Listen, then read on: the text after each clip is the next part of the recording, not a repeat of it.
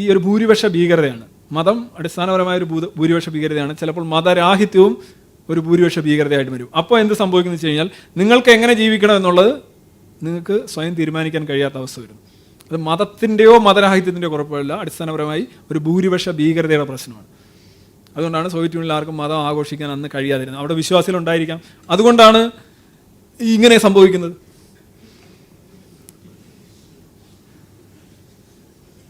ഈ പാർട്ടിയിലെ ആളുകൾ കരുതുന്നു ഇത് വലിയ നിരീശ്വരവാദികളുടെ പാർട്ടിയാണ്, ഭൗതികവാദമാണ് അവർ പറയുന്നത്, ഡയലക്റ്റിക്കൽ മെറ്റീരിയൽസമാണ്, വൈരുദ്ധ്യാത്മിക ഭൗതികവാദമാണ്, അതാണ് ഇതാണ് എന്നുള്ള ഒരു സങ്കല്പം ഉള്ളതുകൊണ്ട് ആളുകൾ സ്വാഭാവികമായിട്ടും ഇതിൽ പ്രണയമുണ്ടായിട്ടും ഒരിക്കലും മിണ്ടാതെ നടക്കുന്ന ചില കാമുകന്മാരെ കണക്ക് അവരിങ്ങനെ മിണ്ടാതെ നടന്നു. അവരിൽ ഫ്രോസൺ റിലീജിയോസിറ്റി ഉണ്ടായിരുന്നു. അവർ വളരെ സൈലൻ്റ് ആയിരുന്നു. പക്ഷെ അതുണ്ടായിരുന്നു. അതിന് അനുവദിക്കപ്പെടുന്ന ഒരു സാഹചര്യം, സോഷ്യൽ നീഡ്സ് ഉണ്ടായി വരുമ്പോൾ സ്വാഭാവികമായിട്ടും അവർ പുതുതായിട്ട് വിശ്വാസത്തിലേക്ക് തിരിയുന്നൊന്നുമല്ല. ഇപ്പോൾ എല്ലാവർക്കും വിശ്വാസം കൂടിക്കൂടി വരിക, കൂടിക്കൂടിയൊന്നും വരില്ല. ഇവരൊക്കെ വിശ്വാസികൾ തന്നെയാണ്. ഇവരെ അത് അനുവദിച്ചിരുന്നില്ല, അനുവദിക്കാത്ത സാഹചര്യത്തിലോ പുറത്തു വരുന്നില്ല. ഇതാണ് ശരിക്കും സംഭവിക്കുന്നത്.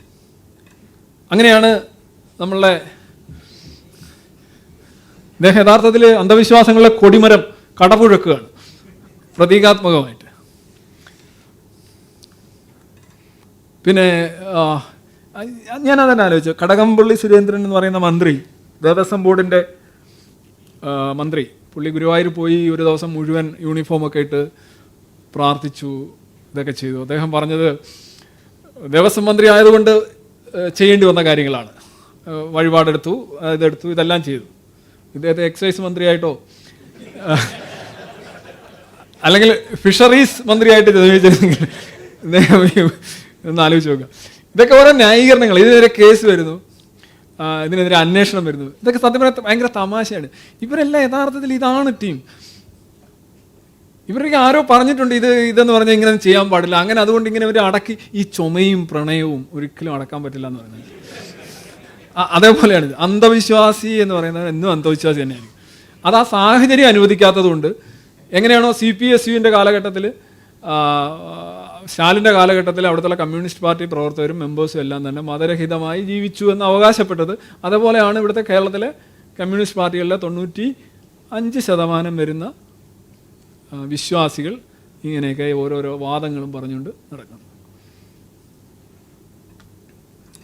ഇത് ഏറ്റവും പുതിയ ലേറ്റസ്റ്റ് വേർഷൻസാണ്. നിന്നെ പോലെ നിന്റെ അയൽക്കാരനെയും സ്നേഹിക്കുക, എന്തോ ഒരു ഏരിയ കമ്മിറ്റി.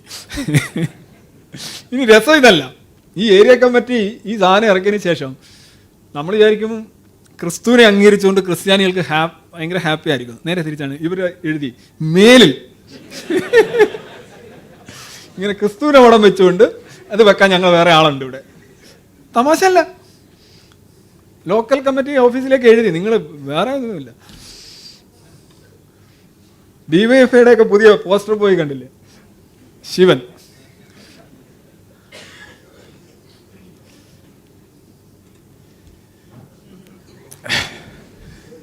ഇത് അടുത്തിടെ നടന്നൊരു സംഭവം. യഥാർത്ഥത്തിൽ ഇപ്പം ഞാനൊരു അവിശ്വാസി എന്ന നിലയിൽ, അല്ലെങ്കിൽ ഒരു പൗരൻ എന്ന നിലയിൽ, ഞാൻ ഈ സഞ്ചരിക്കുമ്പോഴൊക്കെ എനിക്ക് ഏറ്റവും വലിയ പ്രശ്നം വെച്ചാൽ ഈ റോഡുകൾ, ഈ പൊതുനിരത്തുകൾ കയ്യേറുന്ന സംഘടിത സംഘങ്ങളെക്കുറിച്ചുള്ള ഒരു വലിയ പരാതി. എന്നുവെച്ചാൽ ഞാൻ വലിയ തോതിൽ അനുഭവിക്കുന്ന ഒരു കാര്യമാണ്. നമ്മൾ സഞ്ചരിക്കുമ്പോൾ യഥാർത്ഥത്തിൽ നമ്മളുടെ പാതകൾ എന്ന് പറയുന്നത് നമ്മുടെ ശരീരത്തിലെ രക്തക്കുഴലുകൾ പോലെയാണ്. അത് അമർത്തി വെക്കുന്നത് പോലെയാണ് നിങ്ങൾ ഒരിടത്ത് നിന്ന്. സഞ്ചാര സ്വാതന്ത്ര്യം തടയുക എന്ന് പറയുന്നത് വലിയൊരു കുറ്റം കൂടിയാണ്. അന്യൻ്റെ ജീവിക്കാനുള്ള അവകാശത്തെ തടയലാണ്. അതൊരു ക്രിമിനൽ കുറ്റമാണ് ശരിക്കും. അത് അത്ര നിസ്സാരമായിട്ട് നമ്മൾ ചെയ്യുന്നത്. ഇപ്പോൾ പാതയോരത്തെ റോഡുകൾ കയ്യേറി മീറ്റിംഗ് നടത്താനായിട്ടുള്ള ഇത് വന്നപ്പോൾ കോടതി എതിരായിട്ട് വിധി പ്രഖ്യാപിച്ചിട്ടും അതിനെയൊക്കെ എത്ര നിസ്സാരവൽക്കരിച്ചുകൊണ്ടാണ് നമ്മുടെ പൊതുബോധത്തിന് ഒരുപാട് ന്യൂനതകളുണ്ട്. ഈ പലപ്പോഴും മതങ്ങളും സംഘടിത സംഘങ്ങളും ഇത് കയ്യേറുകയാണ് ചെയ്യുന്നത്. ഇപ്പോൾ അതിനൊരു ഉദാഹരണം, മത്സ്യത്തൊഴിലാളികളുടെ തീരദേശത്തിലൂടെ നിങ്ങൾ സഞ്ചരിച്ചവർക്കറിയാം, അവർക്ക് എന്തെങ്കിലും ഒരു പ്രശ്നമുണ്ടെങ്കിൽ അവരാദ്യം ചെയ്യുന്നതെന്ന് വെച്ച് കഴിഞ്ഞാൽ പോലീസ് സ്റ്റേഷനിൽ പോലും പോകുന്നതിന് മുമ്പ് നേരെ അവരെല്ലാം കൂടെ വന്നിട്ട് NH അങ്ങ് കയ്യേറും. NH ഉപരോധിക്കുക. 10 മണിക്കൂർ 12 മണിക്കൂറൊക്കെ വാഹനങ്ങൾ ഇങ്ങനെ കിടക്കുക, ഞങ്ങളുടെ ഈ പ്രശ്നം കഴിഞ്ഞിട്ട് നീയൊക്കെ ശരിയാക്കി. ഇതങ്ങ് ഇതൊരു വിജയകരമായ ഒരു സാധനമാണ്. വീണ്ടും വീണ്ടും ആവർത്തിക്കുകയാണ്. ആർക്കും ഒന്നും ചെയ്യാൻ കഴിയുന്നില്ല. ഇതൊരു പൊളിറ്റിക്കലാണ് സാധനം. പക്ഷേ ഇത് പൊളിറ്റിക്കൽ അല്ല യഥാർത്ഥത്തിൽ. ഇപ്പോൾ ഓക്കി ദുരന്തം വളരെ നമ്മളിപ്പോൾ സ്വന്തം ശമ്പളത്തിൽ നിന്ന് തന്നെ നമ്മൾ കോൺട്രിബ്യൂഷൻ കൊടുത്തിട്ടിരിക്കുകയാണ്. നമ്മൾക്ക് എല്ലാവർക്കും ദുരന്തങ്ങളെല്ലാം തന്നെ ആർക്ക് സംഭവിക്കാം, എപ്പോഴും സംഭവിക്കാം, ഭയങ്കര വേദനാജനകമാണ്.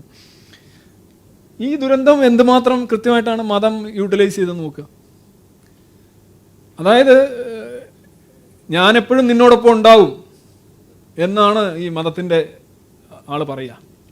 അപ്പോൾ തിരമാലയിൽ അടിപ്പെട്ടാലും കാറ്റ് വന്നാലും കാറ്റിനെ ഒന്നും അഫക്റ്റ് ചെയ്യാനാത്ത ഞാൻ നിൻ്റെ കൂടെ ഉണ്ട് എന്ന് പറയുന്ന, അല്ലെങ്കിൽ അതിൻ്റെ ആൾക്കാർ ഇത് മുന്നറിയിപ്പ് കൊടുക്കാൻ വൈകിപ്പോയി, അല്ലെങ്കിൽ ഗവൺമെൻറ് ചെയ്തത് ശരിയായില്ല എന്ന് പറഞ്ഞുകൊണ്ട് ആളുകളെ ആദ്യം റോഡിലെത്തിക്കുക, പിന്നീട് കൊണ്ടുവന്ന് സെക്രട്ടേറിയറ്റിന് മുന്നിൽ എത്തിക്കുക. ശരിക്കും ഓരോ മൃതദേഹം വരുമ്പോഴും ഈ ജനങ്ങൾ പള്ളിയിലേക്കാണ് പോകുന്നത്. മനസ്സിലായി? ഒരാൾ മരിച്ചാലും ഒരാൾ തിരിച്ചു വന്നാലും പള്ളിക്കാണ് നേട്ടം. ഒന്ന് ആലോചിച്ച് നോക്കുക. ഈ ഒരു വിശ്വാസ ചങ്ങലയിൽ മനുഷ്യരിങ്ങനെ കുരുങ്ങിക്കിടക്കുന്ന കാരണം എന്തു സംഭവിച്ചാലും ഇത് കൃത്യമായിട്ട് യൂട്ടിലൈസ് ചെയ്യുകയാണ്. രക്ഷപ്പെട്ടാൽ പറയും നമ്മൾ ഇന്നലെ നടത്തിയ പ്രാർത്ഥനയുടെ ഇതുകൊണ്ടാണ് രക്ഷപ്പെട്ടത്. മരിച്ചാൽ പറയും ഉണ്ടോ സർക്കാർ എവിടെ നിന്ന് അവരൊന്നും ചെയ്യുന്നില്ല, അത് ചെയ്യുന്നു. ഇവർക്കൊരു കുഴപ്പമില്ല. ഞങ്ങൾ ഭീഷണിപ്പെടുത്തുകയാണ്, ആളുകളെ ഭീഷണിപ്പെടുത്തുകയാണ്. ഇപ്പോൾ കാറ്റിനെ അടക്കാനായിട്ട് ഒരാൾ കടൽ പോയി വെഞ്ചരിച്ച് കളഞ്ഞു. ആ കടൽ വെഞ്ചരിക്കുന്ന ആളുടെ കൂടെ നിൽക്കുന്ന ആളുകളെ നോക്കുങ്ങൾ. ഒരു അസിസ്റ്റന്റ് അച്ഛൻ 2-3 പേര് കടലിലെ തിരമാലയിൽ കൊണ്ടുവന്ന് വേറെ ഈ വെള്ളത്തിനകത്ത് വെള്ളം ഒഴിക്കുക.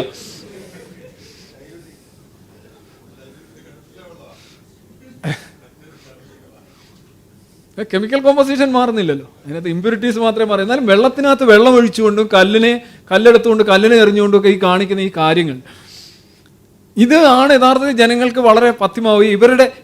ഇവരാണ് ശരിക്കും ഭരണാധികാരികളെ. ഭരണാധികാരികൾ എന്ന് വെച്ചാൽ നമുക്കും ബാധകമാണ്. നമുക്ക് വേണ്ടി നിയമങ്ങൾ ഉണ്ടാക്കുന്നതും നടപ്പിലാക്കുന്നതും ഈ ഭരണാധികാരികളാണ്. അവരുടെ പോലും വരണ്ടിരിക്കുകയാണ്.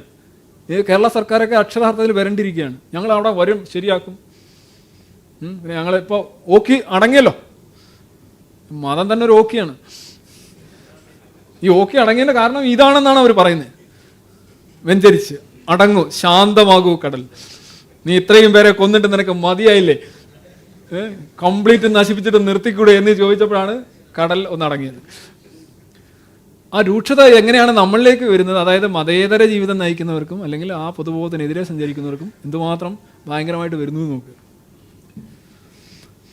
പിന്നെ അതുപോലെ തന്നെ കഴിഞ്ഞതിനകത്ത് പറഞ്ഞ കുറേ സ്ലൈഡ്സിനകത്ത് വരുന്നതാണ് ഈ സാധാരണ നമ്മൾ പറയാറുണ്ട്, എന്താ പറയുക, കാലൊന്ന് കല്ലിൽ തട്ടിയാൽ രോഗം ലേശം മൂർച്ഛിച്ചാൽ അറിയാതെ ദൈവമേ എന്ന് വിളിച്ചു പോകുന്നവരാണ് നിരീശ്വരവാദി. പറഞ്ഞാൽ അസുഖം വന്നു കഴിഞ്ഞാൽ, പ്രശ്നം വന്നു കഴിഞ്ഞാൽ ആരും ദൈവത്തെ വിളിക്കുമെന്ന് പറഞ്ഞു. അപ്പോൾ അത് ഒരുപാട് സദസ്സുകളിൽ പറഞ്ഞാണെങ്കിലും ഞാൻ ഒന്നുകൂടെ ആവർത്തിക്കുകയാണ്. ദൈവത്തെ വിളിക്കുന്നവർക്ക് എന്താണ് പിന്നെ ഉണ്ടാവുക? ഇപ്പോൾ ഉദാഹരണമായിട്ട് നമ്മൾ RCCയിൽ പോവുക. RCCയിൽ അവസാനം ഇങ്ങനെ മരിക്കാനും ജീവിതത്തിനും മരണത്തിനും ഇടയിലൂടെ സഞ്ചരിക്കുന്ന ഒരുപാട് രോഗികളുണ്ട്. അവിടെ നിരീശ്വരവാദികൾ വളരെ കുറവാണ്. അവരെല്ലാം എന്ത് ചെയ്യും? അവരോരോ ദൈവത്തെ വിളിക്കും, മരിക്കും, അല്ലേ? ഇവർ വിളിക്കുന്നു എന്ന് പറയുന്ന ഒരു അനുഷ്ഠാനം നടത്തുന്നു എന്ന് പറയുന്നത് ശരിയാണ്. പക്ഷേ അതിനകത്തുണ്ടാകുന്ന ഫലം എന്ന് പറയുന്നത് പ്രത്യേകിച്ചില്ല. സ്വാഭാവികമായിട്ട് ആളുകൾ ലോകമെമ്പാടും മരിക്കുന്ന അതേ റേറ്റിൽ തന്നെയാണ് RCCയിലും മറ്റ് മാരക രോഗങ്ങൾ വരുന്നിടത്തും മരിക്കുന്നത്.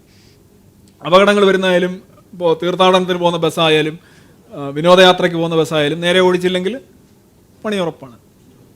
ഇതിൽ യാതൊരു വ്യത്യാസവും, ഒരേ കാര്യങ്ങൾ തന്നെ സംഭവിക്കുന്നു. പക്ഷേ ഇവർ പറയുന്നത് ഇങ്ങനെ വരുന്നവർ ദൈവമേ എന്ന് വിളിക്കുമെന്നാണ്. അപ്പോൾ അതായത് ഈ അസുഖം വരുമ്പോഴും രോഗം വരുമ്പോഴും ദൈവമേ എന്ന് വിളിക്കുമെന്ന് പറയുമ്പം ഈ അസുഖവും വയറിളക്കവും ഛർദിലും ഒക്കെ വരുന്നതുകൊണ്ടാണോ, സ്ഥിരം വരുന്നതുകൊണ്ടാണോ ഈ വിശ്വാസികൾ ദൈവമേ എന്ന് വിളിച്ചുകൊണ്ട് നടക്കുന്നതെന്ന് അറിയില്ല. അവർ പറയുന്നത് ഈ ഇങ്ങനെ വരുമ്പോഴാണ് വിളിക്കുന്നതെന്ന്.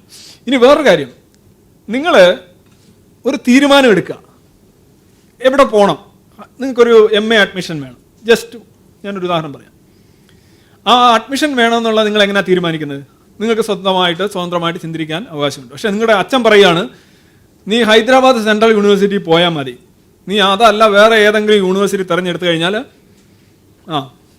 അന്നേരമാണ് ഒരു ഭീഷണിപ്പെടുത്തുക. അമ്മയും പറയുകയാണ് ഹൈദരാബാദിൽ പോയാൽ മതി, അല്ലാതെ വേറെ എങ്ങും പോകണ്ട. എല്ലാവരും ഇങ്ങനെ ഭീഷണിപ്പെടുത്തുക. അപ്പോൾ നമ്മൾ സ്വാഭാവികമായിട്ടും ഭയത്തിന് അടിപ്പെടപ്പെടും, ഭീഷണി വന്നുകൊണ്ട്. അപ്പോൾ നിങ്ങൾ തീരുമാനം എടുക്കുക, ഹൈദരാബാദിൽ തന്നെ പോകുന്നു. നമ്മൾ ഒരു ഭയത്തിന് അടിപ്പെട്ടെടുക്കുന്ന തീരുമാനങ്ങൾ യഥാർത്ഥത്തിൽ നമ്മുടെ തീരുമാനങ്ങളല്ല. ഭയത്തിന് അടിപ്പെടുമ്പോൾ നമ്മുടെ മസ്തിഷ്കം ശരിയായി പ്രവർത്തിക്കുന്ന പോലും ഇല്ല.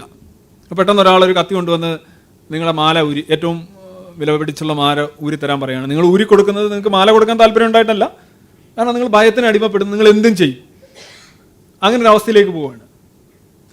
അമിതമായിട്ടുള്ള വൈകാരിക അവസ്ഥ, അതേപോലെ ഭയം, അത്യാഗ്രഹം ഉള്ളവൻ ചിലപ്പം ചില കൊലയ്ക്ക് വരെ കൂട്ടുന്നിരിക്കും. കാര്യം നിനക്കിടാ, നീ മിണ്ടാതിരുന്നാൽ, ആ കൊലപാതകം നടക്കുമ്പോൾ നീ മിണ്ടാതിരുന്നാൽ നിനക്കതിൻ്റെ ഗുണം കിട്ടും എന്ന് പറഞ്ഞു കഴിഞ്ഞാൽ നിങ്ങൾ ചിലപ്പോൾ മൗനം പാലിക്കും. കാരണം എന്താണ്? നിങ്ങൾക്ക് അതിനോടുള്ള അത്യാഗ്രഹം. ഈ ഭയത്തിനും ഈ കൊപ്പയെന്ന് പറയുന്നതിന് കൊതിക്കും പേടിക്കും അടിപ്പെടുന്ന മസ്തിഷ്കം എടുക്കുന്ന തീരുമാനങ്ങൾ യഥാർത്ഥത്തിൽ ഗുണപരമായ മികവുള്ളതായിരിക്കില്ല. നമുക്ക് ശരിയായ തീരുമാനങ്ങൾ എടുക്കണമെങ്കിൽ കൊതിയും പേടിയും പോലെയായിട്ടുള്ള വൈകാരികമായ തള്ളിച്ചകൾ ഒഴിവാക്കുന്ന, ഇല്ലാതെ വരുന്ന അവസരങ്ങൾ എടുക്കുന്നവയാണ്. ഇവർ പറയുന്നത് ഇങ്ങനെ എടുക്കുന്ന തീരുമാനങ്ങളാണ് യഥാർത്ഥ ബൈൻഡിങ് എന്നാണ്. പേടിച്ചെടുക്കുന്ന തീരുമാനങ്ങൾ, ഇപ്പോൾ രോഗം വരുമ്പോൾ പേടിക്കുമ്പോൾ ഇങ്ങനെ വിളിക്കുമെന്ന് പറയുന്നു. അങ്ങനെയാണെന്നുണ്ടെങ്കിൽ അത് യഥാർത്ഥ നിങ്ങളുടെ തീരുമാനമല്ല, അതൊരു ഗുണപരമായ തീരുമാനമല്ല, മറിച്ച് നിങ്ങൾ വൈകാരിക തള്ളിച്ചയിൽ ചെയ്യുന്ന ഒരു കാര്യമാണ്. That is actually A degradation of your mental capacities. അതാണ് അവിടെ സംഭവിക്കുന്നത്. അത് ഒരു വാലിഡ് ആയിട്ടുള്ള ഒരു ആർഗ്യുമെൻ്റ് പോലുമല്ല. ഈ ദൈവമേ എന്ന് വിളിക്കുക എന്ന് പറയുമ്പോൾ ഞാൻ പലയിടത്തും പറഞ്ഞിട്ടുണ്ട്, അതൊക്കെ ഓരോരുത്തരുടെ ഭാഷാപരമായ ശീലമാണ്. ചില ദൈവമേ എന്ന് വിളിക്കും, ചില അള്ളാന്ന് വിളിക്കും, ചില അത് വിളിക്കും, ഇത് വിളിക്കും, അത് റിപ്പീറ്റ് ചെയ്യും. ഇപ്പോൾ സ്വാഭാവികമായിട്ട് നിങ്ങൾ പേടിച്ച് പോകുമ്പോൾ നിങ്ങൾ ആദ്യം അമ്മയെന്നായിരിക്കും വിളിക്കുന്നത്. അമ്മ ഉണ്ടാവണമെന്നില്ല, അമ്മ മരിച്ചിട്ടുണ്ടാവും, പക്ഷെ നിങ്ങൾ അമ്മയെന്നങ്ങ് വിളിക്കുക. കാര്യം അതൊരു ശീലമാണ്. അത് നിങ്ങളൊന്നും പ്രതീക്ഷിക്കുന്നില്ല. അമ്മ വന്ന് നിങ്ങളെ രക്ഷിക്കുമെന്നുള്ള ഒരു പ്രതീക്ഷ കൊണ്ട് വിളിക്കുന്നതൊന്നുമല്ല.